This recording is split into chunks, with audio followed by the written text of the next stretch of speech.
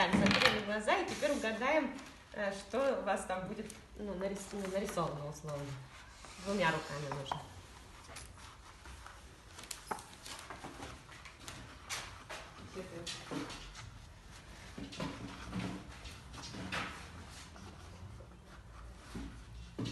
Так,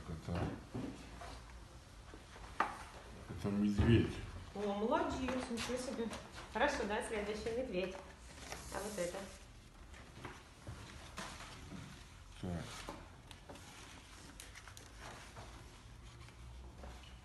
Это... По верхней части ориентируйтесь. Ага, вот по этому. Это или пчела, или оса?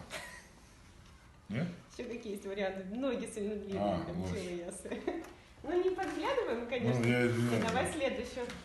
Нет, вот. Угу.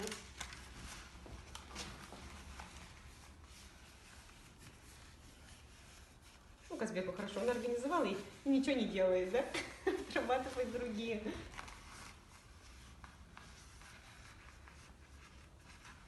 Это заяц. Молодец. У вас очень хороший, кстати, контакт. Вот вы быстро научились по Брайлю читать. Не знаю, как кончиком пальцев, ну и последнее. Пробуйте сложное. Все, щупайте уже, можно?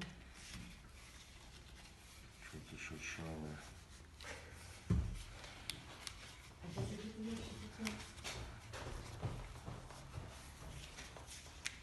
Это бабочка.